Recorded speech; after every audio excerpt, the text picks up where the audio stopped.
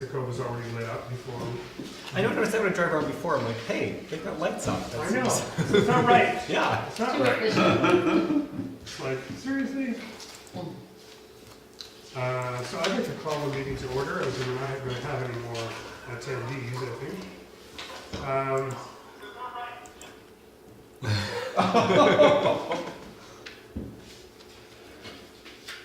Was that the video of us? That's you. So the first item is approval of tonight's agenda. Do I have a motion? David Lynch, second. Dennis, all in favor? Aye. We are unanimous. And the second item is adoption of the minutes of the previous meeting. Anyone had a chance to look at the minutes? And do I have a motion to adopt the minutes? David Lynch, second. Dennis, all in favor? Again, we are unanimous. All right, the third item. So related to our fourth item, the referral, council referral. Ron, do you see you're here to, are you here to speak to your, Yes, answer any questions. okay? Do you want to make any kind of a presentation, or you want to talk about what you're proposing, or? I'll leave that up to what you want me to say or do. I can, The floor is all yours for 5 minutes. okay. Let me just brief you where we are then. Just a minute. I don't know exactly where you guys are or have seen what we're doing down there. We have 2 float homes now, staff float homes. They're both duplexes. The first one has been launched and 2 people are living in it. Our chef in one side of it, and the other side is the the restaurant manager. The second one was launched last Tuesday. It's in the water and we have to finish it up. We haven't put the drywall or any interior equipment in it. And that's what we call the attic unit. It's really, as most people refer to it, as a loft unit, but the building code doesn't have a definition for lofts. So we call it the attic, and an attic is legal by code. You can have a slope ceiling on an attic and a lower portion on an attic, and you can have a stairwell to the attic. Now then, this unit, as opposed to the first unit, is a little smaller, and it has no bathroom upstairs, just the attic space. Downstairs, it has in it a small bathroom, sort of minimal everything, a little kitchen, and a little living area. And there's 2 of them. There's one here and one here. And off of the attic, as a second, or as an exit, there is a center area here that is the balcony, patio, whatever you want to call it, but it's officially an exit, or a way they can exit.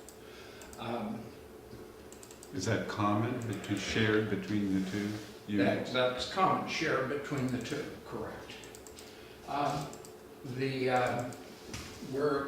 We're building another one of these, just like it, same size, and we'll start on that probably next week sometime. And that will be ready. We can't even get the SIP walls for it until the end of January. So it will be ready to launch in February, March, April, sometime in the spring. We'll have 2 of these, and they will be like this. So we have this one and this one, and we'll have another one just like it down here. We'll have 2 units in here, and those 2 units, you can pass it around if you want, are what we're calling the fourplex. Our units are still really too big for the staff that we want them, you know. We're discounting them even at $1,000 each. They're still too big and expensive for some of our kitchen staff. So we're building what we call the fourplexes, and they will be about half the size. They won't have a loft. It'll be a living area, bathroom, and kitchen is all in one area.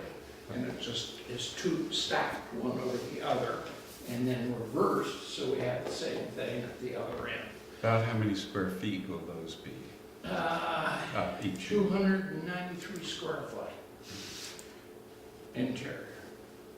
And those will be in the range of $500 a month for someone that's there, and we think that that'll be much more economical, particularly for kitchen staff. I'm not understanding the configuration. So there are 4 single-story units, or two units on top of 2 units? 2 units. Oh, sorry. I was trying to get back. This is the floor plan, Yeah. the floating. Yeah. This is the unit on top. It's exactly the same, but there's a stair going up the center that they enter into. So you go up the stair and you enter into here or into there. Okay. So the So center the single. is all open. Okay, so that single outdoor stair is serving those 2 units. All 4 units. Well, 2 upper units, yes. Right. So those 4-plex units, then they don't have a common deck. Say again? They don't have a common deck. Yes. That's the center deck. There is no deck outsides. I see. So this The shared area. center deck is a common deck, but it has an exit stair in the middle of it. Yes. I see. Are they for the exclusive use of your staff, or will you be? Primarily, Yeah. in the winter, particularly those small ones, we think that they will become available, and the bylaw allows us to rent them out To the general public, yeah. to the general public. And really, there is a demand we find from contractors that are working on Highland that need a place to stay. Thank you. So your original proposal, Rondi, was for 12 units in 6 floating buildings. There's still 6 floating buildings, but 16 units. we have 2 fourplexes and 4 duplexes. For a total of 16. 16 as opposed to 12. 16 units, I believe. And you also have single-family floating homes. We have, actually, there's 2 down there that we'll be getting rid of. Earls, if you want to call it a floating home, it's pretty iffy. The unit that we rent out now for overnight accommodations, that's the old classic float house. It's on logs down there. And we'll be getting rid of both of those and replacing them with a new unit that will be like that, but it'll probably be a 2-bedroom unit. We'll take this unit and just open it up on the main level and have a living room on one side and a dining room on the other, with the bathroom on the main floor. So you're going to replace Earl's and the rental floating home Yes, with 2 new floating buildings. correct. And each of those floating buildings will have how many suites in them? Well, they will probably just have 1. We really haven't gotten that far into that detail, but I would think that we might have 1 that is a duplex, but for sure we'll have at least 1 that is a 2-bedroom unit.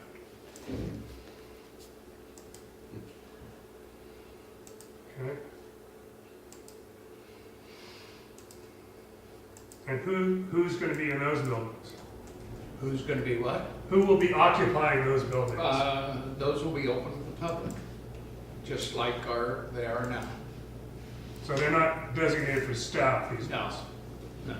no. So this ordinance only deals with the duplexes and quadplexes. The staff, there's 6 of them. Yeah. And then 2 or 3, I think, we have in the zoning for other float houses. But it does, Dennis, just to be clear, it changes the numbers in zoning significantly. Yeah, oh, yeah. So the zoning currently allows the 3 float homes, so So Ronnie's we're 2 going of them. from 3 to 18 or 19, or no, sorry, you count the float homes irrespective of whether they're single. The float homes are single. That's what's allowed in the zoning now. That's why you're three changing single the- float homes. Yeah, and this would go to saying you could still have the 3 single float homes, and then you could Right. have 6 additional with 16 And units. that's why you're proposing this new definition of a multi, Yeah, Yeah. we didn't have duplex, or 4plexes in there. right? And this will probably change. We'll probably orientate them this way so that they're in the weather more. But we really haven't gotten into that yet. One, Is there any particular reason, sorry, reorient. We'll probably rotate those so they're not broadways to the wind. The primary wind is the structure. That's on And page, so we'll put them that way and maybe one of them outside. on page 15 is that also? Yes, he's showing Oh, that. okay. The float home that would be here, you know, because there's the other walkway to. Yeah. Yeah, So there's another that's- float that's- home Yeah, down is that there. staying or? Yes. Okay.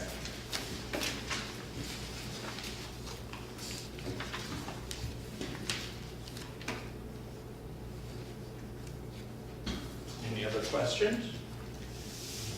can you tell us what the rationale is for why the float homes are located where they are in the marina? They're the safest there, they're the most protected and it's available area to us. Right now, we have that used strictly as DV docks that we would just let people store DVs on it. And it's no income producer at all to speak of. Right. It just seems more, there will be a significantly more sort of visual impact because of the proximity to the shore. Yeah, that could be, but then you gotta remember that this, I don't know, a section of it, the, you know, at mid-tide, they're down quite a ways. Everything pretty much goes down with them. The boats, that is, and the floats. Yes. That's all I see right. that again. I just, so the land on the other side of the float home, And that's it's all parking lot, all right? in here, Yeah, okay, so that's parking lot and then the ramp is there. yes.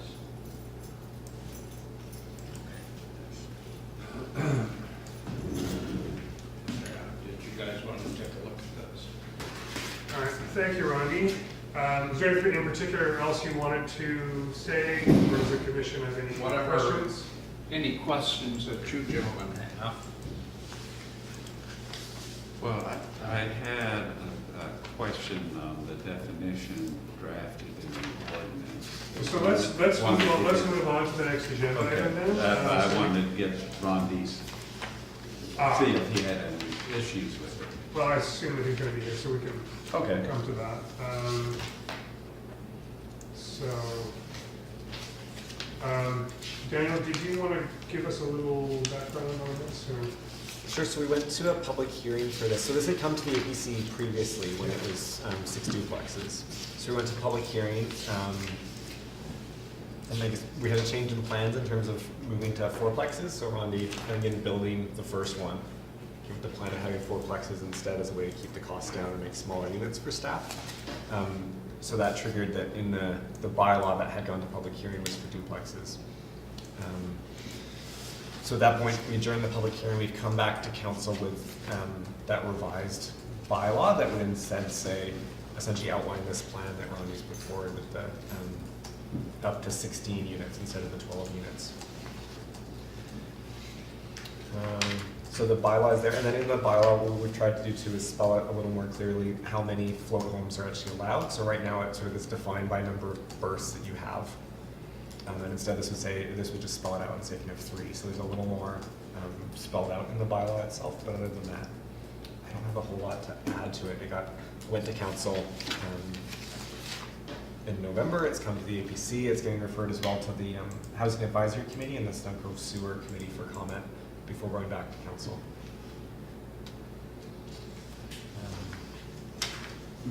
Yeah, I don't think I really. And staff has no thoughts one way or the other about the proposal? It's a big step from 3 units to Yeah, as many as it may be. yeah. I mean, it's a lot more. It's not hugely more than the original. You know, if we went from 12 Right, to 16. right. So from that side, it's not, you know, the fourplexes, I start getting a little concerned about the size, more of the units, like of, you know, if it's a 300 square foot unit, I get more concerned. I feel a little better thinking that, okay, if they're, you know, primarily people who are there in the summer, it's a little different situation. It's not people living necessarily full time, but it's the staff you bring in the summer when the marina's busy, they're there for a period of their meeting, they're sort of seasonal. Maybe that's better. Are still bigger than what most people refer to as tiny homes. Yeah. Yeah, I mean, they're a couple square feet bigger than the SROs in the downtown east side, so. Yeah, I don't really have a problem with the size, because I think it's, I know there's a market for them, and it allows somebody to live alone without having to carry the burden of a huge rental. So will each unit have a kitchen, and will each unit have a kitchen and Each will everything have that everybody needs? a minimal kitchen. Were some people sharing a bathroom? No, No, that just don't have a private bathroom. bathroom, Okay. private kitchen for each of the fourplexes. And a single or double bed, however they want. And then if they want a double bed, then they just have less room for lounge chairs or whatever. I know my wife and I lived in a single bed for 3 or 4 months. So it depends on your lover. I don't think that's a land use bylaw issue. Can I just ask Daniel, just the term accessory use in sub F of 4.3? Yeah. Can you just explain to me, these don't sound like they're accessory to the marina, they sound almost like an independent street, if I could put it that way. Yeah. I mean, so generally accessory means we would say, you know, you need the principal use, you need the accessory use with it. I mean, I would say we would say if the marina shut down and it was just somebody who's renting floating homes at their apartment, something, we would say, well, no, you're not following your zoning, that's not accessory to the marina. Whereas if it's floating homes are there as part of the marina is full and operating and they're here, and you know, some of the workers live there who work at the marina, that seems tied to me. It's like something you'd see maybe other marinas do with floating homes as well as part of it. Yeah, it's sort of stretching the definition, Yeah, a little bit. but yet it's kind of appropriate. I mean, it needs to be sort of tied to something. Yeah. Yeah, probably.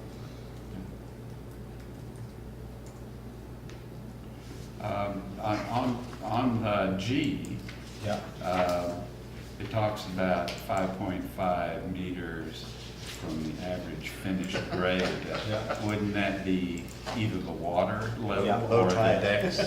Yeah. Either the water level or the decks? I don't want What to would talk it to be? Ronnie about where we'd measure from. I would measure from the water. He keeps saying what water level, but the flotation is different on every one. We designed the first one to float, you know, at about 2 foot. Well, it's much lower. We had a food manager that moved in with 2.5 tons of furniture. And so it's much lower. We're gonna have to put some more ballast in, or more flotation. But it really should be deck level technically, because that's what we look at. That in fact is ground for a building. There's nothing below it. And the structure is sitting on top of it. But let's not change the definition at this Well, point. no, well, it's unclear. Yeah, I mean, because you could interpret it either way. I would tend to interpret it from deck level, yeah. because that is in effect the ground level. No, because I guess we would say, so the average finish grade is the lower of the natural finish. So I would say the natural grade is the water. And then if you But the build water it goes up and down. Yeah, but the boat moves with it. The house moves with it, So right? so you're taking, so as Rondi's saying, you know, different, Yeah. depending on what's Yeah. in there, that house is gonna be Yeah, like this with the water. yeah. So are you gonna measure with different tenants in it, or? I don't know, it's a Yeah. moving target, Yeah. is what it is. Yeah. I'm waiting for him to go in and drop a tape measure from the roof. Well, I mean, really, it's like you'd measure to the deck, right? You could. That's a fixed height. Yeah, and that's And then what, you can figure out how tall, like, how, how high is it meant to float? Where is that level? Or where is it floating? But it's not. The one that we just launched, we added more flotation to, and it's setting very high now, if you go down and look at it. But we haven't done any drywall or any kitchens or any furniture, let alone any personal items in it. yeah, it's sort of that, in building inspection, you know, you gotta have something to work with. Mhm. And that it would be unclear what you're really working with. And I Yeah. wouldn't wanna force a much lower ceiling height that makes the units sort of claustrophobic. Yeah. I don't know. Yeah, I mean, it's just like if we went and measured in the parking lot, and we measured the bottom of the floats, obviously it's not there. But if you measure to the deck, well, it's obviously gonna be above the deck. By, if 6.5 meters is to the deck, and then we're not gonna say, well, it's floating at that level, it's gonna be floating below. Yeah, but maybe you adjust, if it's commonly, it's gonna be, say, 2 feet Yeah, above water level, the deck is, then just take that, and just take Yeah. 2 feet off of your height, yeah, but it gives you something hard to work with. Well, yeah, actually, I don't, what was that, it's in quarter inch from the deck level there, that's 4, 8, 12, 16, 17, 18, say 19 foot. I can't convert to meters Yeah. much. Our goal is to keep it as low as possible, So not that's because six- of the that's- bylaw, that's but about because 6 we want meters. it to Stability. be stable. Yeah. So that's about 6 meters, which is higher than your height here. If it's, yeah. Okay. Conceptually, the height is 18 feet. Yeah,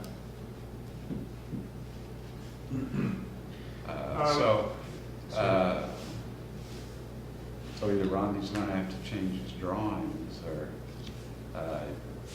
put in Yeah, 6 we'll do that. meters Yeah. from the deck, yeah.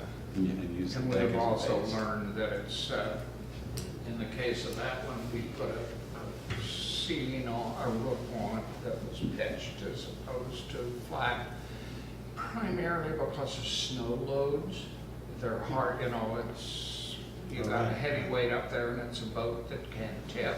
So you want that snow to get off there as fast as you can. We made that error on our first one, that was flat, then we have to send someone out if it snows and shovel it. Okay. Or it's important in something like this to let that snow get off. Are you opening up the ceilings inside to it to That get one it? is, yes, just. Because that's that where would, absolutely that would be a is whole lot lowest nicer we space. can- Code-wise, everything's to code. Yeah, well, that sort of makes sense about the snow Yeah. load and getting rid of the snow. Yeah. But that also affects the height you have in the Yes, and you can see right here, that edge is only 6'4". That's Okay. the absolute minimum of the So door. you've squeezed it But down. the ceiling is, the overall is like 7'4".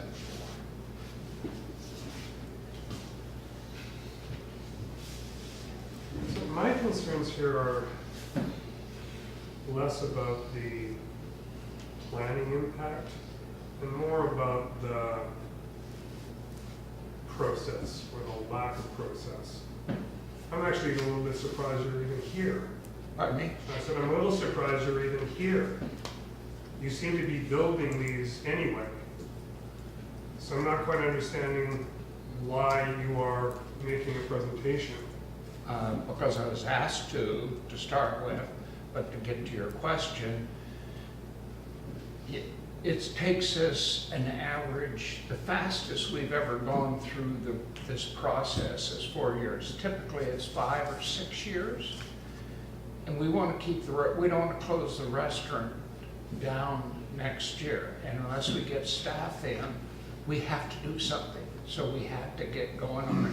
And if you want and turn the project down, we can sell those. We're not like a building and you're on a lot where it pours concrete. We have that flexibility. If you don't like it, let us know. There's people waiting to buy them. It just strikes me that this has that flavor of we'll ask for forgiveness if we need to later. Well, I don't have an option on that, sir. I agree with you. We didn't Well, want I to do think it. you probably do. I mean, if you think you must go ahead and build these things without permits and approvals, then you should get some registered professionals to sign off on compliance with building code as an absolute We minimum. have Because that. the building, We you do. do you? Yes, we have structural engineers that sign off Structural on all of it. engineers sign off and on we structural engineering. They don't sign off on compliance with the building code and other aspects. Say, I didn't get that. Structural engineers will sign off on the structure of a Correct. building. They will not sign off on, for instance, exiting Okay. or compliance with spatial separation. I used to be an architect. I have kept the building inspector up to date all the way and asked for guidance wherever needed, and we've tried everything as possible, and as far as I know, we are meeting all the codes. So you're aware then that in a multiple unit, including a duplex, you're required to have a fire separation of a Yes. specific, Yes, with a specific fire resistance rating? correct, and we've done all of that. Yeah, what is that rating? I can't tell you the rating, it's a 1 hour wall, I believe, and if you look at the details, I don't know, I haven't. There's brought also the a details. sound transmission class. Pardon me? There's also a sound transmission Yes, class that's correct. required for that. There's 2 complete Right. walls with a spatial area in between, fire rated on both sides with thermal and sound battings in them. It's your opinion, I understand from what you said earlier, that if you call the lofts attics, then you can put people up there and they can have access to that area by a ladder rather than a stair. Yes, It's a but we put a code-compliant stair in. Yeah, the reason they're called attics in the code is because they don't have occupation. Okay. There's no human habitation there. And the Wow. reason the code has stairs that are specified, the particular rise and run, and with guardrails and a variety of other Yes. things, Yes. is to ensure that inhabitants, in the event of a fire, can exit safely from the building. Correct. And you don't have any of those things, but you have Yes, we people do. living there. No, you don't. Don't have what, stairs or? You don't have code compliant stairs exiting Yes, out we of those do. lofts. No, you don't. I can tell you right now, just from looking at your drawings. Well, we have, excuse me, I should back off a little bit. There's a code in BC for float homes that allows you to have a 50% stair angle, which is much steeper, and it also allows you a 30-inch wide stair as opposed to a 36-inch. That's a. We went and through the this BC conversation floating- the last time we were here, and my understanding is that if you've got a floating home, like your building, they must be compliant with the BC building code, not with some special version that you are imagining is out there. Well, it isn't a special version, it's the BC floating home version. So, There's a couple of things that are quite concerning that have to do with the exiting from these buildings, Yes? both from the individual, within the individual ones, and Yes. what you're proposing is exit passageways from the multiple units where you're passing by other suite doors. If there's a fire engulfing 2 suites, and I've got to exit from upstairs, and I've got to pass 2 doors, if 2 units that are on fire, and the fire's coming through those doors, my chances of getting out are pretty limited. Well. My concern here, in the and it bus- should be the concern of the municipality as well, is that you're attracting an incredible amount of liability, and you're pretty cavalier about it. Well, I don't seem to be cavalier, I'm just saying what the codes is, I understand that. Yeah, you keep saying, as you understand it, I'd like to see you get a code consultant, walk through your building, and provide the municipality with a sign-off on compliance with the building code. I have done that with our own building inspector. He's changed, he's gone through everything. We have laid out things, you'll notice the door separations, even in the fourplex, they are separate. Now that. They're not you gotta separate, they're understand- offset, that doesn't make them separate. I still have to pass by them to get off the building. No, you step off in the water if you want to in a float home. Right. So, and you've got sign off by Coastal Health on your septic systems, is that true? I'm sorry. Vancouver Coastal Health has jurisdiction over your septic systems. No. Are they approved? No,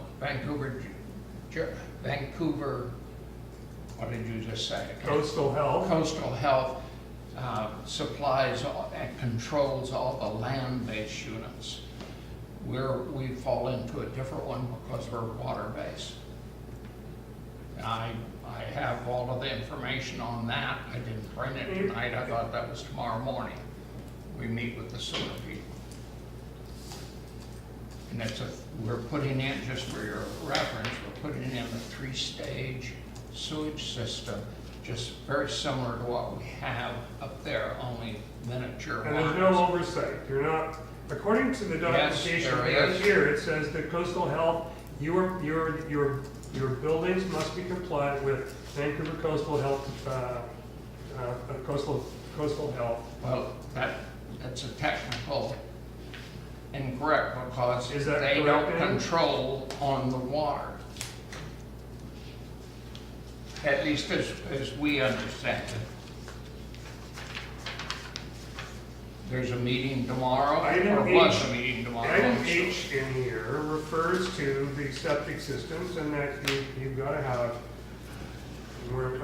item F, floating attached dwelling float home use is only permitted as an accessory use to a marina and is subject to a permanent connection to a sewer pump out facility for land-based sewage disposal or a sewage disposal system approved by Vancouver Coastal Health. And I would say in which case, Vancouver Coastal Health. Ours is set to be attached to our pump out systems. It has all of the connections and ready to go. And if you think that that would be a superior system, we can pump it out. I'm not the authority having jurisdiction over septic I systems. realize that. It seems to me that there's a lot of the carts getting ahead of the horse here. I'm sorry, but that's Well, the way, that's the way it fine. feels What do you to me. mean, you want me to sell buildings? I don't, I'm not I asking can you close to do down anything. Doc Morgan's if you want.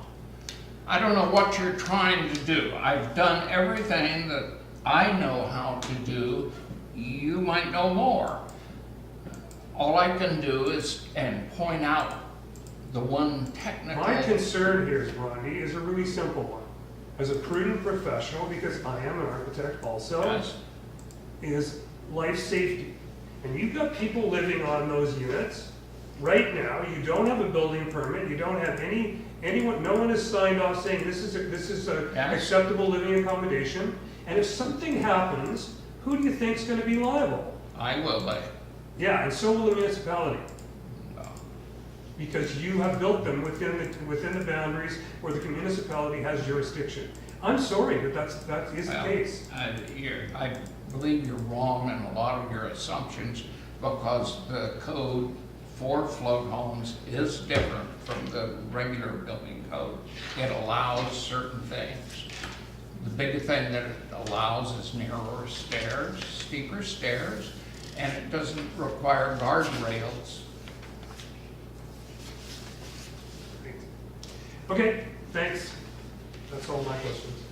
Anyone else want to have any other questions? I just want to get a handle on what exactly the approval stage, I mean, the bylaw has not actually been passed, right? It was rescinded? Yeah, it was not passed. It was So readings right were now, there's rescinded. permission to have 3 floating. 3 floating homes, Yeah. and there's 2 already, existing ones, and then the new one. Yeah. Okay. And are floating homes subject to occupancy permits like land-based buildings? Yes. And that's Bruce's issue. Yeah. Apparently has not been issued. No.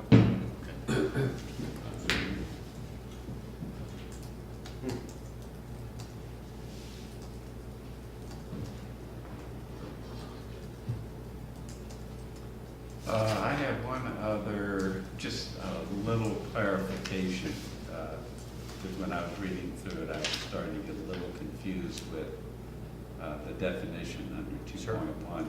Floating attached dwelling means a building containing up to 4 dwelling units, which Yeah. also included singles. Yeah. And I thought the singles were handled separately. Yeah. If they're attached, then it'd be, just for clarification, Yeah. it'd be from 2 to 4 dwelling Yeah. units. That makes sense.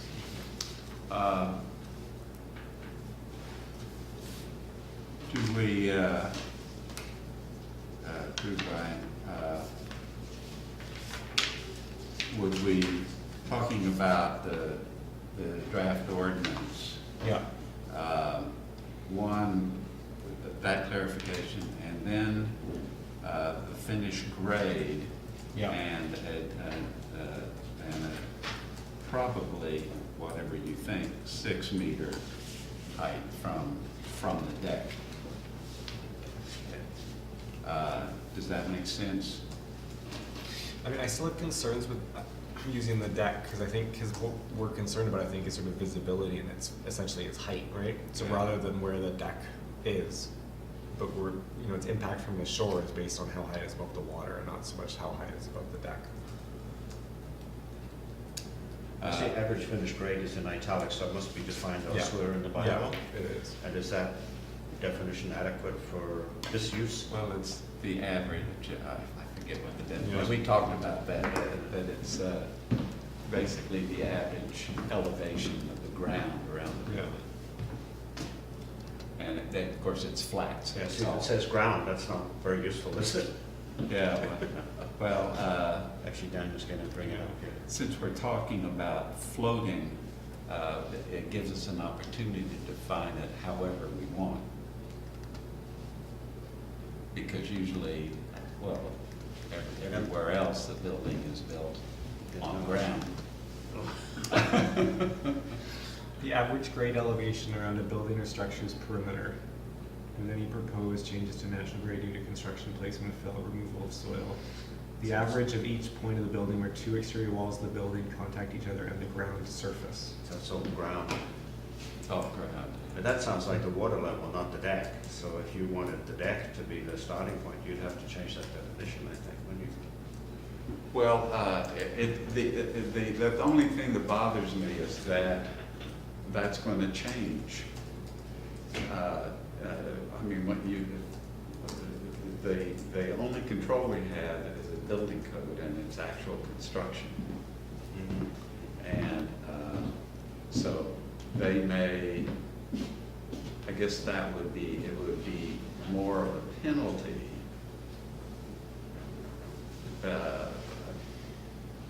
It will fall into, well, if it's in compliance, basically empty with no furniture, people, or anything, then Well, as that's soon why as you deck load makes- it up, yeah. then it goes. Yeah, but the deck bang. is not going to change. The The deck ratio from won't height of the change. building to the deck is gonna be the same no matter how low it sits in the water, right? So Yeah.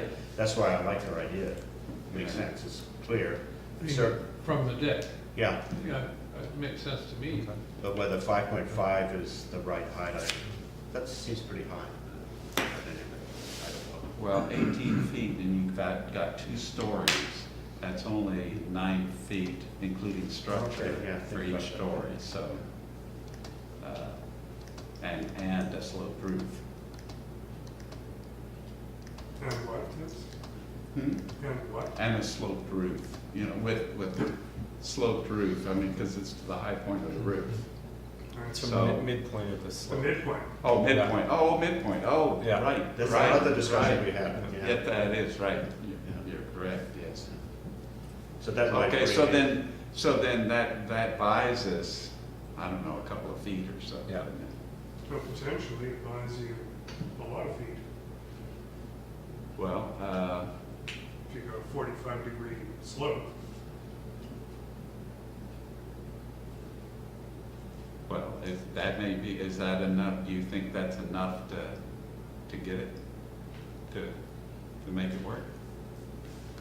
It's, The concern. So I guess you could stay with the 5.5 from the deck, and you're good. And the one that's built now would be compliant, is that, we don't know. Well, Rodney, what I can't remember what it is. It's, For less than 18 feet, they must be, I have a, because neither the main floor nor the upper floor has a full ceiling height as a house would. this one here, the existing one is at this level here. It's the outline of it, and it looks like it's 18 inches higher than this one. 10 feet. And this one is 15, 16 foot roughly. But if we measure to the midline on a sloped roof, that will gain us how many That would feet? be lower. And this one,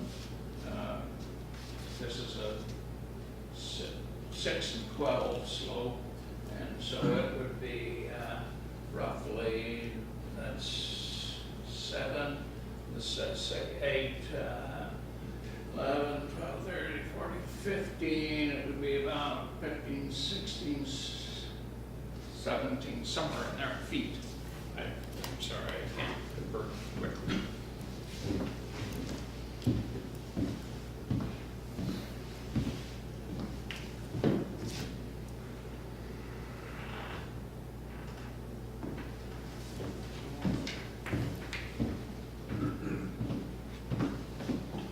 How far apart are these when they're, you've only got X number of feet of dock to tie them up? I would say approximately,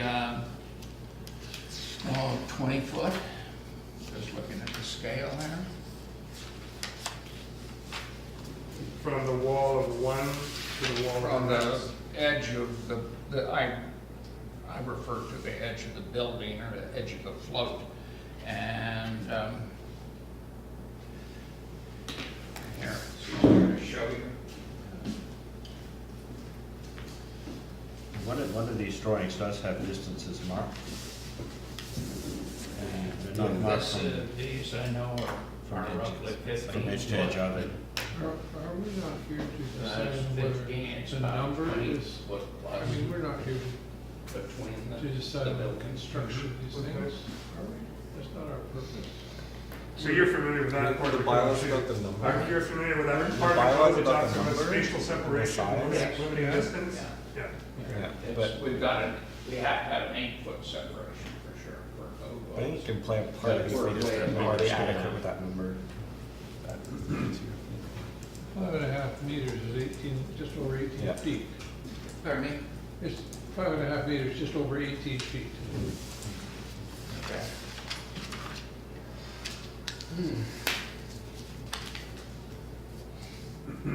Dana, what are you seeking from the commission on this application? Seeking recommendation on the bylaw. So bylaw, where are we, 461? And specifically the changes from when it was 6 homes and 12 units to 6 homes and 16 units. So primarily on the change in numbers? Yeah.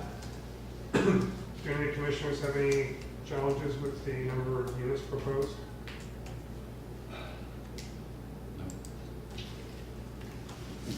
It's the same number of buildings, right? The same No. number of Oh, Yeah, it's the same Yes. number, it's the same number of floating buildings, yeah. right, Oh, and one of them, yeah. two of them are fourplexes Correct. instead of two, okay, Yeah. so so that's unchanged. Okay. that's that is an increased density, but.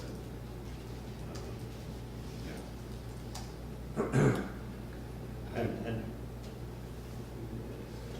if there are allegations of non-compliance or premature, whatever, that's not this commission's mandate? I just knew, you Yeah, no, were just asking, I fully understand your question, and and maybe you can make the comment, of course, but. I think that there are better ways to be non-compliant than the road that has been taken by the applicant. Okay. Were I going to build buildings without permits because I felt that expediency was the most important issue, I would have hired a building code consultant to oversee the construction of the buildings, provide a letter outlining the compliance of the buildings with the building code, so that there would be no liability attracted by the municipality within which they are being built and used. That's how I would have approached it. Okay, but that sounds like an appropriate recommendation to make, isn't it? Or- Well, I don't know, because in some sense, I'm advocating building without a permit. Now, there are registered professionals in Vancouver who belong to a program with the City of Vancouver, and if you use them on a project, you can move forward without having a building inspector inspect your building. So I'm proposing a method, something like that, to alleviate any, it's not my role as the chair of this commission or the role of the advisory planning commission to worry about the responsibility or the liabilities that the municipality may attract. However, as prudent professionals, I think something needs to occur here. I don't wish to seem to be adversarial, but nor do I wish to seem to be supportive of a process that I think could lead to something very seriously wrong. Okay, no, I get all that, but, and maybe Rondi will take some of the advice that he's received indirectly here. But it's not, if the municipality chooses not to enforce something that, for whatever reason, we don't really get to tell them that they ought to be enforcing it. No, Is we that don't. right? Yeah. Okay. I just wanted to understand where our jurisdiction. Yeah, no, I think these are good questions. The question for me is whether we should be supporting the process at all, since again, there seems to be this sense of the cart's getting ahead of the horse. Yeah, I get that. But then Daniel has just asked us to comment on a draft bylaw, which I is, understand, absolutely, and I think we must do that. puts us in a difficult spot, actually. It does. Okay.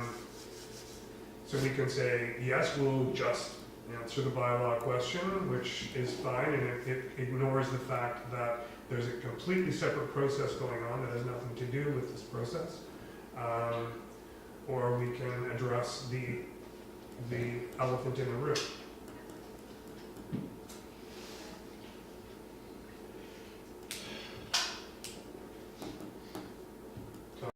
On the application, and I don't sense that that any of the commissioners have any problems with the actual concept of the application. So I think that we should draft a motion that states that, and if there are any concerns, we can append Yeah, those. the only one I had is the technical one that Dennis raised about ground level. Right. Yeah, I have some, I think we can address the one about the number of buildings. And should we include in that the sort of word clarification of 2 to 4 dwelling Sure. units? Okay. Yeah. And then I have some other resolutions How do you to want go along with it. I meant to, at the beginning of the meeting, to say something about motions coming from the commission. We've been advised that the motions have to have a particular format. and we have not been very good, I guess, all along in being consistent with that, I don't know. No, you guys are great. But, You're we great. can. Yeah, yeah. No, you guys So are- the It's just the resolution, definitions. the resolution-based motion is what's requested. Yes. And we can append points to that. I think that's probably the best way to address some of the trees within the forest. Okay.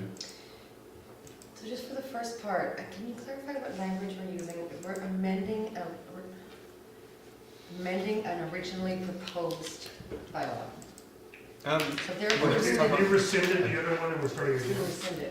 We rescinded readings and we amended it and gave it first reading to the So same, it has so no it's the same bylaw number, so. So the ABC is approving the bylaw 461 as amended? Not approving. They're recommending, they are. We're recommending approval of that. And I think you don't need to talk about it being, but just a bylaw 461, that's what was referred and that's what's. Recommend that council approve Yeah, Yep, yeah. bylaw 461 well, Yeah. 461 Okay. with the following. As amended. as amended? Well, I was saying with the Yeah. following amendments, With the Okay. following amendments. Okay. With the following comments? Well, these- amendments, no, because you they're- recommend adopting it with the changes that Yeah. we Okay. recommend. Go. Amend your brains out. But Okay. the building height be limited to measurement of 5.5 meters taken from. Let me. You go ahead, Dennis. Yeah, because we're not even really able to get clarity on that. So I'll tell you what I did. I had, one issue is checking the appropriate sewer approving authority for the buildings, because that seems to be an issue. It seems to be not coastal health, but there's a waterborne thing. And so, Well, the bylaw speaks Well- to it specifically. I know, Right, so- and And so so that's, with that, from our point of view, coastal health approves it, oh, okay. but whether they approve that directly or whether they say, no, that's not up to us, but it's this body approves it from Okay. our building permit. Okay, it Point gives of us, view, it's still coastal health, even if it's not coastal health. Okay. That, so it that's- doesn't necessarily make sense, but that's how our process works from our point, from our Okay. end. Consider, So sorry, we leaving that in or taking that out? taking that out. Taking that out. Consider measuring the height from deck level for ease of consistent measuring, and review existing measurements. Or review exact measurements of existing and proposed building heights, given that. Is that a recommendation then to say if these heights are higher than that, you would like to see them increased?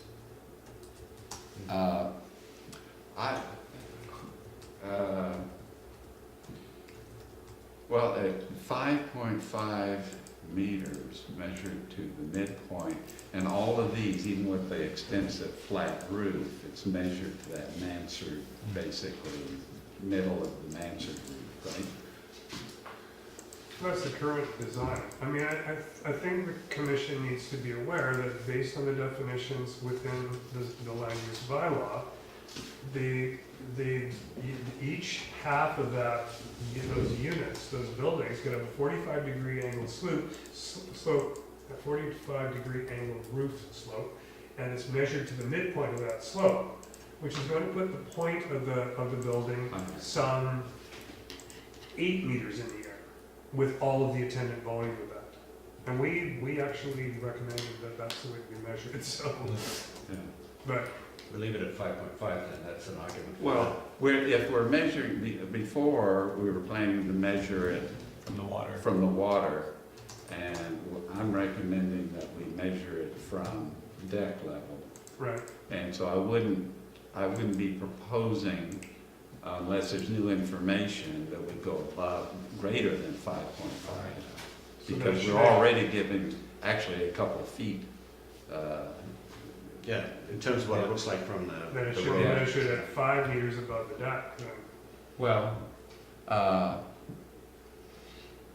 Maybe, but I mean, the thing is I'm not sure, these are pretty minimalist buildings. I don't know that you could squash them down anymore as livable space, because none of them they aren't 8-foot ceilings Right. in there. So, pretty soon that becomes oppressive. Oh, yeah. So,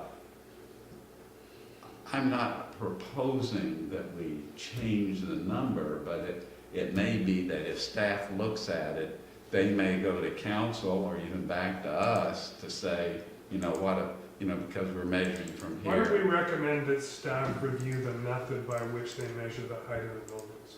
Okay, with a preference of measuring, or the height as measured from the deck level. Is Let that staff clear? review, let staff review the method by which building height is measured. From the deck. Okay, but we recommend that it be measured from the deck. Staff, With a recommendation that it be measured from the deck yeah, level. For Deck level, yeah, for clarity. Deck, not water level. yes, for ease and At the risk of adding consistency too many of words to measuring. this. For ease and consistency of measuring. Okay, that's, Okay.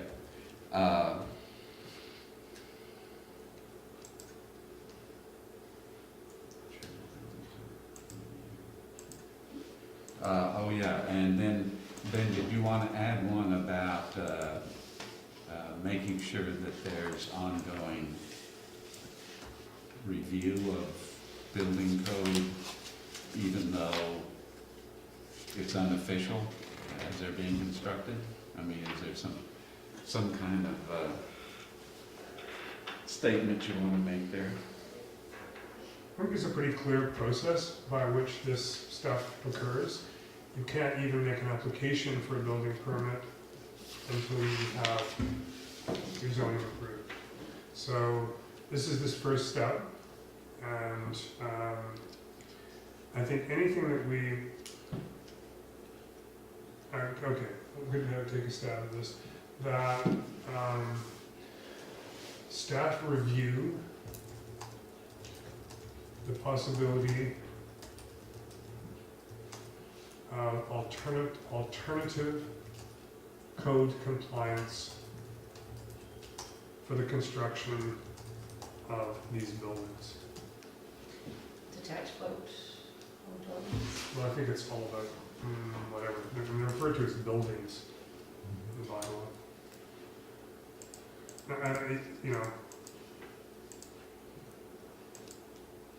Whatever that means. That may mean doing further research to find out whether the municipality is willing to, because the municipality has jurisdiction over a band of water all the way around the island, the municipality can say, well, we want the building code to apply to all that, or there's something that says it does, or there may be an alternative way of doing that. And my recollection from our last meeting, when we discussed this project, was that the building code as written is what applies to these buildings, not some other maritime code.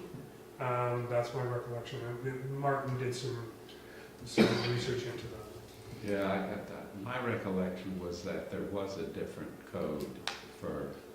My recollection is that that code says you use the building code. So it is the BC Float Home Standard, and it does have a different section for stairs, and I think there's like 2 other things. It says basically build in it, you build to the BC Building Code standard, except for stairs and I forget what else. Railings. There's like and 2 other things, yeah. Okay, okay. Right. Yeah. I mean, the Part 9 buildings, and the Yeah. code is very specific about everything, including ceiling heights. So, So this is not amendment, these aren't amendments anymore, these are recommendations. sure. Yeah, sure. Yeah. How's that reading this stuff? That the ABC recommend that council approve bylaw 461 with the following recommendations. How about the following amendments and recommendations? I don't have an amendment. Okay, So there's an amendment to the definition that we would That staff review the method by which building height is measured with the Right. recommendation that it be measured from the deck, not water level for. Right, that's ease of right, we changed consistent that. Okay, measurement. good, that's a recommendation. Yeah, there was one, to amend the definition of floating attached dwelling. Okay, and I'll say, and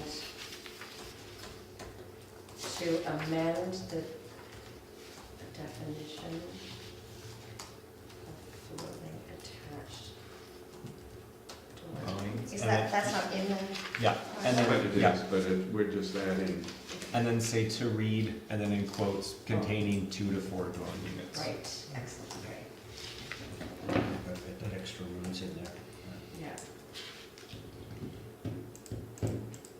To amend the, so recommendations that staff review the method by which building height is measured with a preference, I'm gonna put back in, so I have to repeat recommendation. That it be measured from the deck. Means you can't have a floating attached building with only one suite in it? Then that would just be a float home, because we have a definition for float home, it's just one with a Attached. single one, as this would say, it's attached, it has to have 2 or 2 Okay. or 4,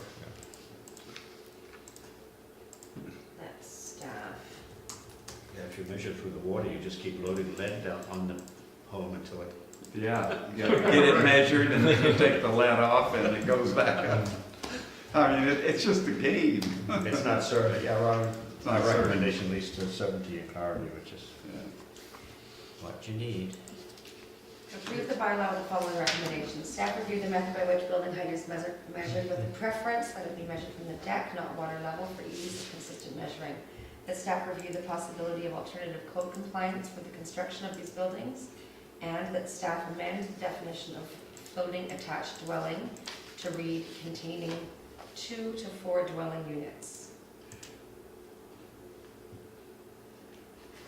Okay, I'd like to add in a little bit more about the measurement from deck level.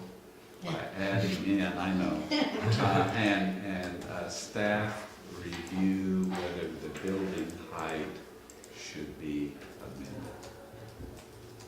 Since you were originally from thinking of water Yeah. level, this could change it, and you also need to see what's realistic, because it seems like, I'm not sure that everything is meshing with each Yeah. other. There's standards here, and what Rondi's designing and building may all be very different, and once it's built, we're gonna go, oh my, how Yeah. did this happen? Yeah. Is that building height restrictions? Yeah, building Heights. Standards? building height limits. Limits? Sure.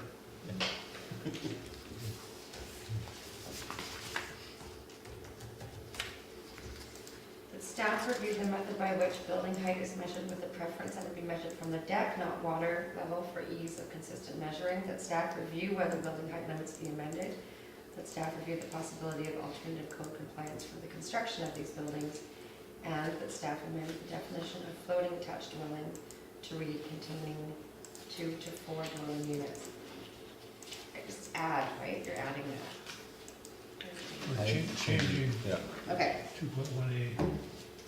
Okay, what do you guys think? Do I have a mover for the? Dennis? Might as well. Second. David? All in favor? Opposed? Carried. Thank you, Roddy. Okay? Back his purchase. I would Housing is misspelled. recommend that Housing is misspelled. Oh, no. if you get any time, come down and I'll be happy to take you through the buildings. I would love to see the buildings. Better understanding. Yeah. That would be, and when will you have the drywall up? It'll be a week or two, we just are ordering it tomorrow, I think. Okay. But, well, the one unit is complete, but The the one attic unit. unit is, Oh, but you can see the interior walls and the safety and the separations and things like that. You put the chip rock in after you're on the water because of the weight? Yeah, it, just, we can clear it out and get ready for the next one. Yeah, I'd like to see it too, so if you arrange something, just tell me when it is. Yeah, well, when would you like to do it? Rodney, when would be a good time for us to come visit?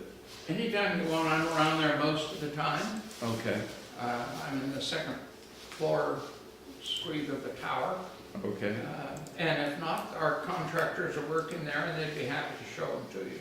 okay, You can come down at your leisure if you want. great, thanks.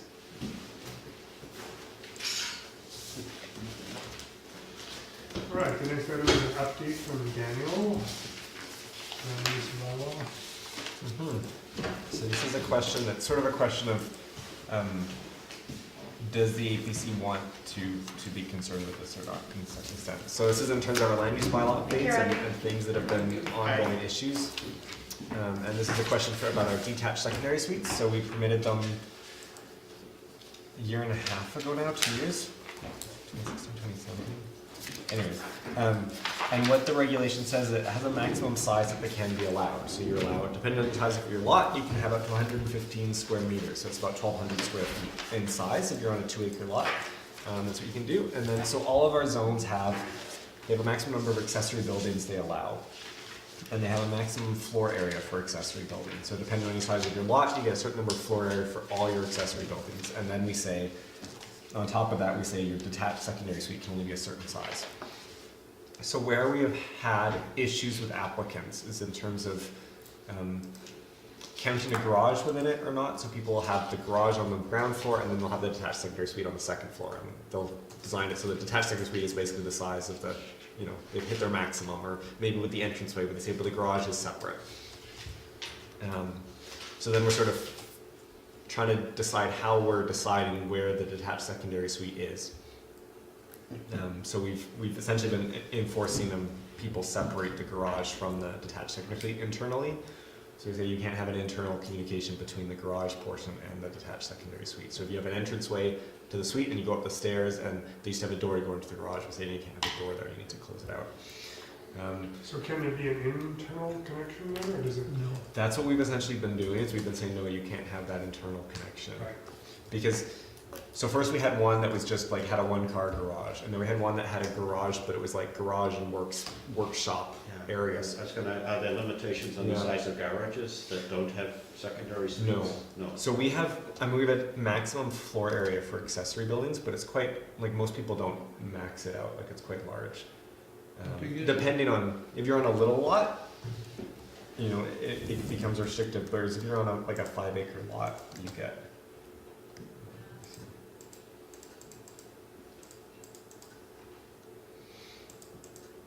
Okay.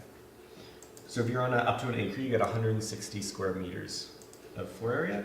If you're sort of in that in between, you get up to 400 square meters, depending on the size. 4,000 square feet. Yeah. So, big. yeah.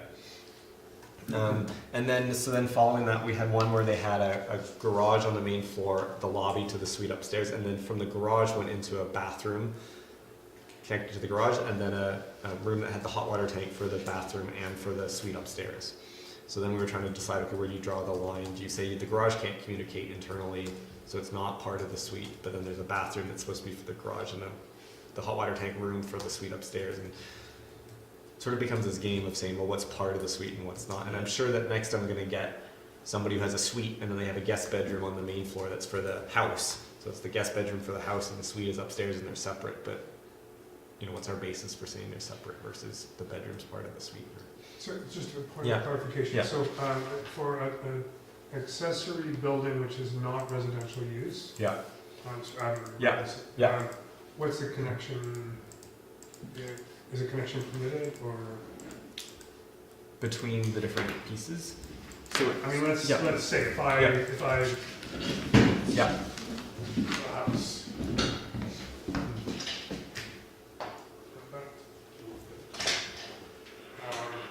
So I build a house and then I later build a garage, and I want to connect internally from the garage to the house. Yeah. Can I do that? Yeah. If I put a suite upstairs above that, Yeah. is there a problem? No, because that would be an attached suite. In which it could be up to 90 square meters in size. So then it becomes, okay, so then it immediately just becomes an attached suite, Yeah, but I'm only permitted one. yeah. And then you're also permitted on the larger lot, a Detached. detached. You're allowed one, Secondary suite. yeah, so it can either be an attached or a detached, you're not allowed both, Okay, you're allowed one. okay, okay. Yeah.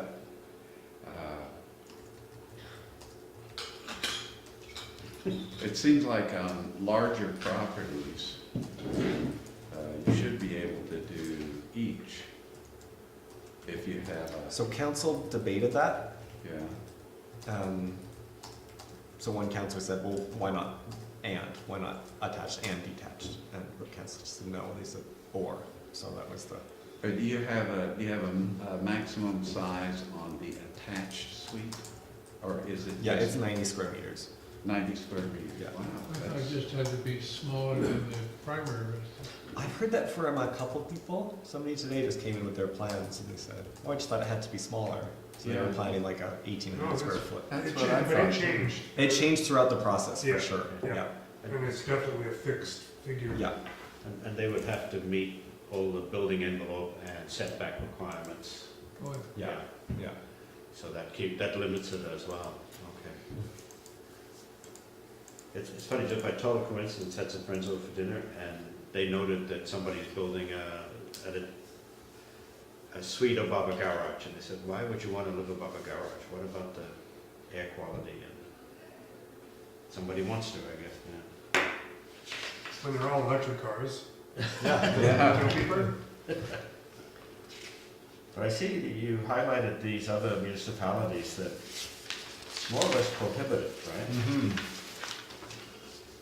And so I know when I was sort of preparing this going for the APC, like I knew Christy, if she was here, Christy would say, well, why does it matter? You know, we allow a certain size. Does it matter?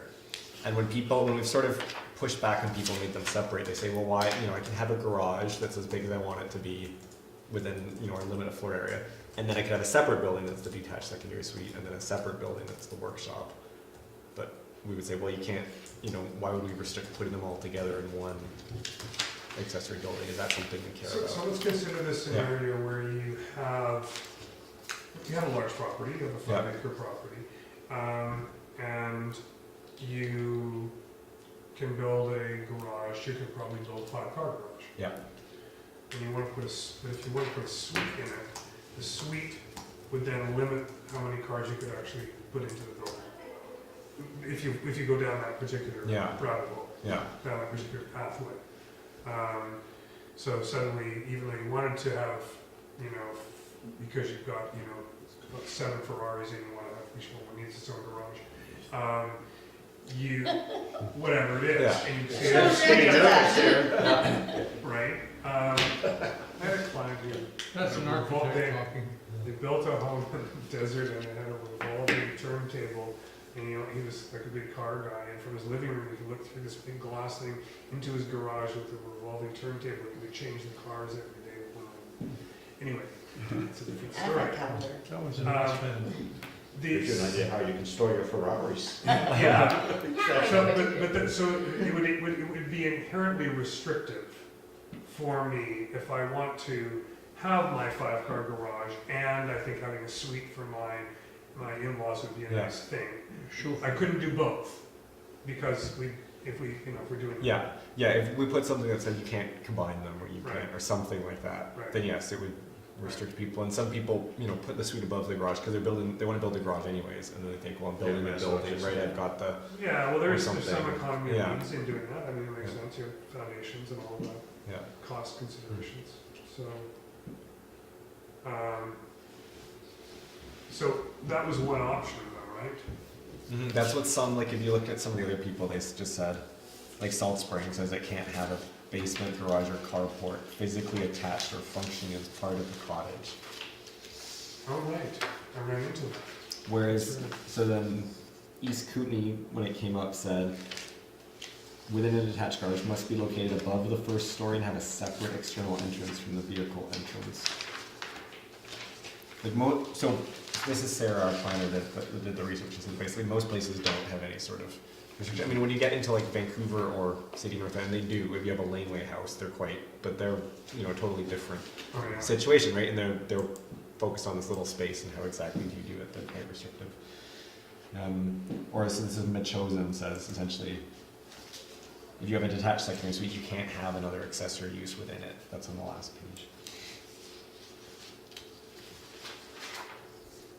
And so I get torn between it in terms of these. Do we say, well, you can have your detached secondary suite this big, and maybe the building that's in it can only be this big, so we're limiting, you know, you can have a 2-car garage in it or something, but not. But I feel like since you do that, you've now set the new standard. People say, well, I'm going to build a building this big, and the suite is this part of it, and the rest is something else, but I'm allowed to do it. It's now my, you know. So, sorry, Dan, I'm Yeah. just realizing now you're Yeah. actually asking two different questions here. Mm-hmm. Right. So the first question is about the overall building size Yeah. with the suite in it, and the second one is about the separation or connection Yeah. of the building. Because how can it be detached if it's attached?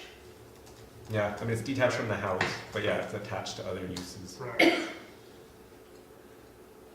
You know, in the long run, all these rules we're making will eventually be overturned with greater density. I was just thinking in the city, you know,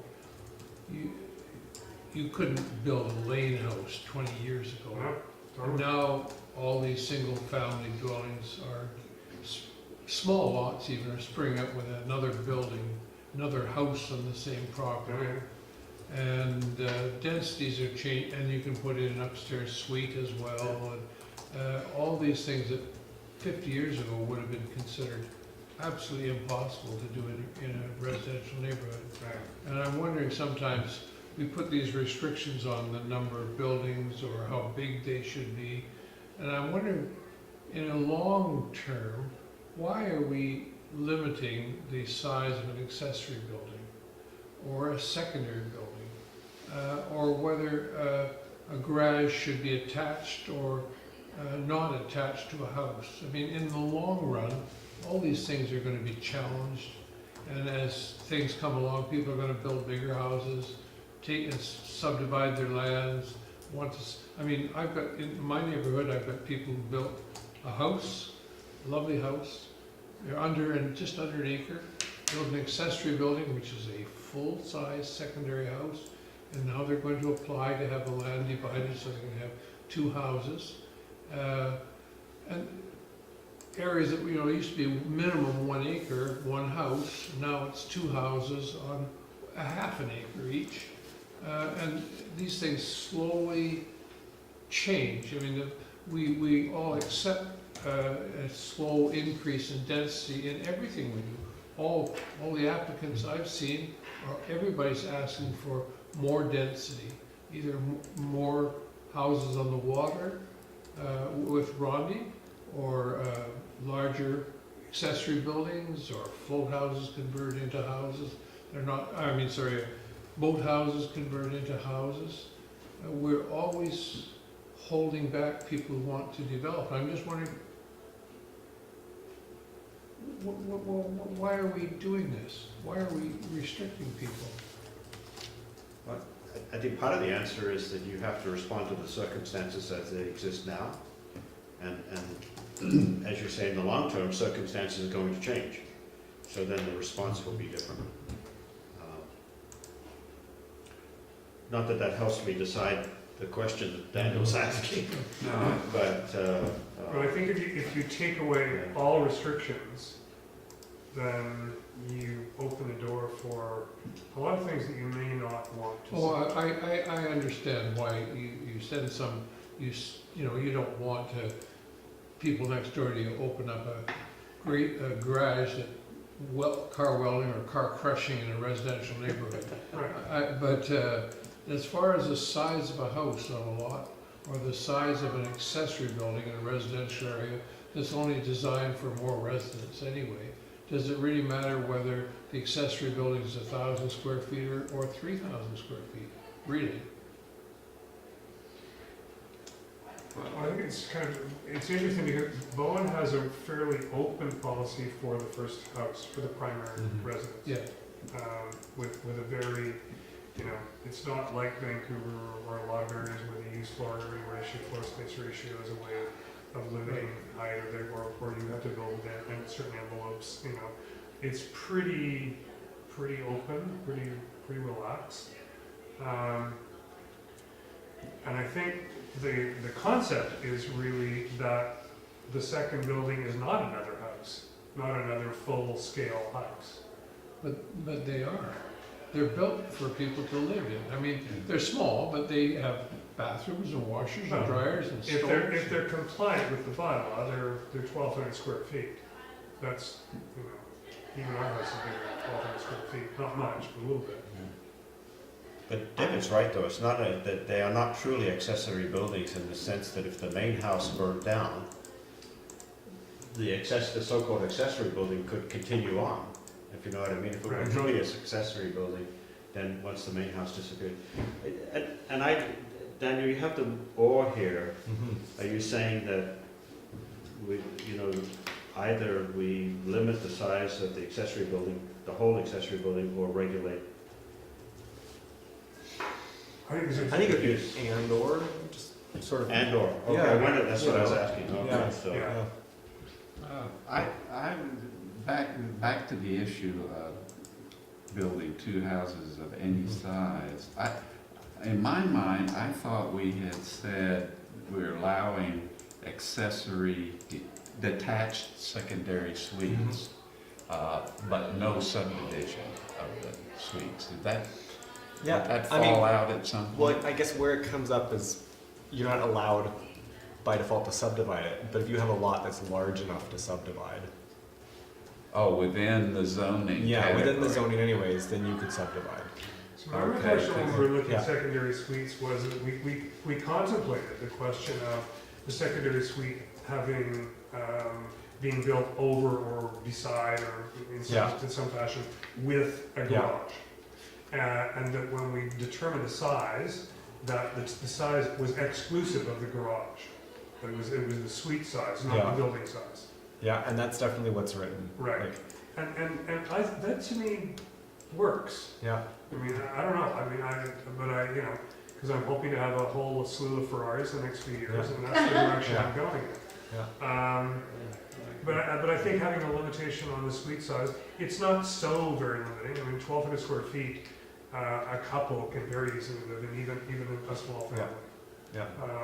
You know, our house is only 1,400 square feet, which is Yeah. quite generous. So, and there's lots of little things you can do to bump out your area if you want to, the bays and things like that that aren't really included. So, you know, so it feels to me okay. I'm not sure that I think we should open that up to, you know, a little bit smaller than the main building. Yeah, I mean, the way it's written, in fact, if you had enough Ferraris, it could be bigger than your main house. like with your garage and your. Yeah. And I mean, even when it's like council discussed it, having it as a percentage size of the main house, and they felt that would also hinder people who had a small initial house. Like if your house was 1,500 square feet, you know, you build a 1,200 square foot, it's almost the same size, but Right. they would see that being an issue. I mean, what you're really trying to do is prevent somebody from getting a larger than permitted detached secondary suite by edging a little bit of a garage into it, right? So that's a discretionary thing for you giving Yeah. approvals. Yeah. And presumably, the person has permission to build the garage and the second detached secondary suite anyway, right? Yeah. So why should we say? There's a change of use thing that potentially can occur, like, you know, Yeah. once I moved in, that garage is gonna become my living room. Okay, well, then you have made a larger detached secondary Yeah. suite, and clearly, you'd have no problem saying that offended the bylaw. Right. So, I think I would do, it works. Yeah. Or you So just, it's a residential suite, and you can have a garage with it, in addition. yes. And I'm sort of- I think that's fine. And that's what most people are doing from looking around the island. I personally like the typology too, Yeah. the sort of the coach house typology. Yeah. And, maybe we'll return to ride horses, and there will be coach huts, I don't know. But, yeah, I mean, Well, that's, I mean, there's parking for the suite that's being built, right, and then there's parking for the main house. right. And what you're saying is that parking for the main house and maybe even the parking for that secondary suite can be built all as part of a secondary suite construction. Yeah, Yeah, Okay. that's exactly. Okay. that sounds like it'll save a few trees. Yeah. Yeah, and I don't have a it problem actually with means you'll have less building on the site, it'll be more compact. But, you know, potentially it would be like a 2 or 3 car garage with a suite upstairs. And I'm kind of pretty okay with that. Yeah, I'm okay with that. Do we need a resolution Yeah. for this? Yeah, so the Be it following resolved. comments regarding detached secondary suite regulation. And you're, I assume that you're okay with that? Oh, yeah, I'm just philosophical. Yeah. It's good, dude, we Yeah. need Yeah. more philosophy We need that. here. Yes, we do. Longer perspective. Just wondering, at the moment, if I have a small cabin on my property, and I've got lots of land. Is and this I really just- hypothetical, or? No, well, I do have both. If I have a small, like one of these 1920 cabins that was built, and I want to build a big house on my property, that house that I'm living in is my primary residence. Mhm. If I want to build I see where you're going. a big house, I come in and I say, I want an accessory building to my house, and I want to put in a 3,000 square foot house.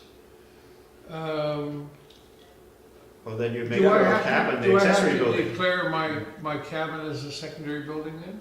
Yeah, so essentially, if you have a small place, then you're building now your house, and that your existing one will become your detached secondary suite. If the Okay, cottage so- is over the 1,200 square feet, you would have to get a relaxation, Yeah. so. So we've had one on Sunset where they got a variance because it was, you know, this is 1230. They were maybe 1280 or 1300. I don't remember exactly what it was, but it was slightly bigger. Right, And they said, well, I don't want to cut off a room. right. I'd rather ask council for a variance. And council gave a variance and said, no, that makes And the sense. size of the property otherwise supported. the Yeah, it was dwelling. 5 acres or something. But that would be within the spirit of the bylaw, which is the total amount of building on the land. Yeah. Yeah, you're just basically swapping definitions between the Yeah. two buildings, I Yeah. think that makes sense. And we've had a number too of people who build them, are building sort of 1,200 square foot houses on vacant land because they think, I'm going to build this now, and I think in the future I'm going to build a house. So I'm building this one now, so I'll live in it, and then I'll think about building the house. That's exactly what we did. Yeah. Build 1,000 I know square foot. Someone else is doing that. Yeah. Yeah. And then in those ones, we've kind of reviewed it, saying, okay, if it's going to be a detached secondary suite, do you meet the regulations? But ultimately, it doesn't matter. You can build as big a house as you want. Well, if you but- build it at 1,200 square feet or 65 square meters, then you're okay, right? yeah. Yeah. Okay. Who builds a 1,200 square foot house anymore? I've been Lots of into a people. lot of Ronnie houses does. lately. My God, it makes Oh, my that's a house look like a, nothing. We seem to have, on Bona, I'd say we have a big split. So we have the 3,000 square foot homes, and we have lots of like homes in they're like 1,000 to 2,000 square feet. So even a lot of the homes that have gone into the golf course, they're like 1,600 square feet maybe. Even like Kate's Hill, they're not that big on Kate's Hill. 1,600 square feet on one floor, plus 1,600 No, Total. total. Total, yeah. So yeah, on Bowen either we see lots of homes that are less than 2,000 square feet, and even less than probably 1,500 square feet, like new homes that are come that are basically like, or if you mention like modular ones that are basically like 2 shipping containers. Right. Well, you know, Stuff like construction eases up to about $400 or $500 a foot, then you're gonna see smaller houses. Well, it's what, so, I've heard people quote 350 a foot Mhm. now. Oh, yeah. Oh, easily. So, okay. Do we, I need some comments. there's two parts to this, do you want 2 different resolutions? Probably, yeah. Sure, two different things. Sure. Okay, I just have the ABC provide the following comments regarding detached secondary suite regulation. Mm-hmm. Sounds good. What is it? The first one is the recommendation that the suite size and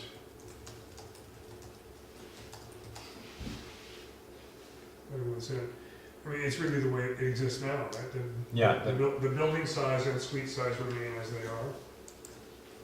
Building and suite size remain as they are in the land use bylaw. Yeah. Yes. And then Size remain as stated, described. And the second recommendation we haven't really talked about, which is the question about separation of uses.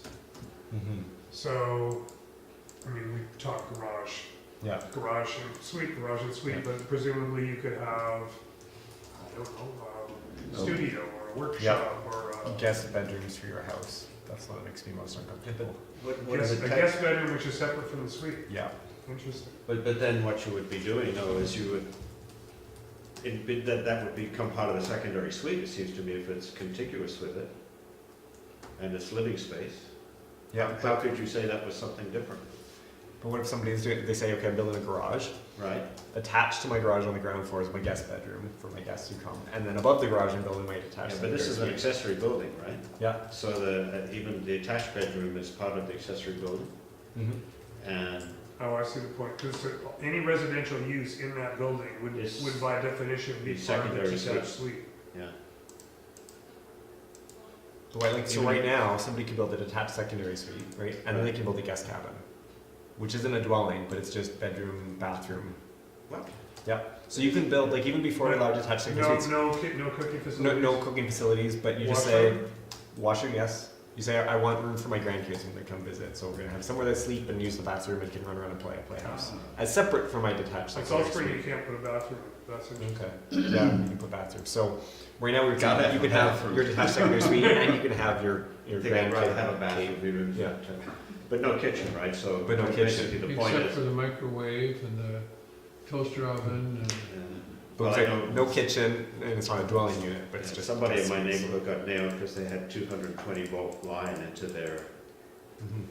garage. There's only one reason you need a 220 volt line, it's for the stove. Again, I think your Or hypothetical welder. is possible, but I would go back to that applicant and say, no, you're really just extending the secondary suite here. If you really want to have a guest cabin, put it at the other end of your lot. We want it close to the bathroom. But I guess it's just why is that different than like a garage and or a workshop or Regulating how the detached secondary suite is separate from the other uses in the building. Well, I would think that if it's not built as part of the main house, then it becomes an accessory building and follows Exactly. the accessory rules, right? And Which is the way you do it now. yeah, but we like now we allow accessory residential uses that are not necessarily a dwelling. That are So just- you allow them, why Yeah. would we take that away? So what is the concerns behind the question? I guess that's, Yeah. Are you concerned that I'm gonna expand the size of my suite Mhm. beyond 1,200 square feet Mhm. because I've got other built space in the building and I can do that? Yeah. Yeah. Right. Or I guess I'm asking, is that a concern? So if somebody puts extra bedrooms in the main floor and they say, well, this is my guest bedroom, but then it becomes the suite, and now they say, and then Yeah. It becomes a suite, or it becomes connected to the rest of the other suite, and it goes from a two-bedroom to a Yeah. three-bedroom suite or something. Yeah. I think a way more likely scenario is somebody tells you they're building a garage with a secondary suite above it, and somehow a car never gets parked in that garage. Right. yeah, Yeah, it gets enclosed and it's the game room yeah. for that. But again, for some reason, it doesn't strike me as being an emergent problem, but I don't know. I mean, essentially right now, how we've been doing it is kind of, I'm trying to see which one it is. I don't even know. I mean, essentially we've been looking for separation between them, like internal separation. And we won't even. Well, that's because you have to define the limits of the detached Yeah, secondary suite, right? yeah. So you say, well, we need a clear definition of what the secondary suite is you're asking for. Yeah.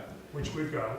But you can do that. You could do that with a like internal door too between your suite and your garage, and say this is my. I mean, there's other, and I hate to sound like I just, do nothing but sit at home and read the building code, but there are issues related to where I keep my Ferraris, and Yeah. and it has to do with fire and life safety, and you're required to, even in a residential garage, you have to have a fire separation between the garage and the house, and a door with a closer, Yeah. You can't, that separation is really important. If you don't do it, carbon monoxide is an issue, fire is an Yeah. issue. So, I think it's important that the drawings show anyway, that they're quite distinct. I guess what I'm saying is we've said you need to be totally separate. Like a door isn't sufficient even, the I proper understand. fire, Right. but that they be closed off. Right. I don't know that that's an issue, really. Doesn't turn my Yeah. card to Yeah. use the term of legal art. I think that the real gamble is if it's approved, that if you have a garage and then you built Yeah, a unit around it, and then you incorporate that yeah. as part of that unit, basically illegally. Who's gonna Well, notice? they're at risk, because if they have a fire or something, they have an illegal building. They probably can't claim it. Nothing worse than when your kids catch on fire and threaten your Ferraris. That's right, that's right. Yeah, I don't think there's a real challenge, a real problem with, You okay with that? I mean, it's okay with us. Yeah. So Yeah. how should we phrase this? Yeah, the current regulations remain unchanged. Yeah. Yeah. Yeah, the existing are adequate, we think Yeah. are acceptable or good. No, we recommend no further changes. Sounds good.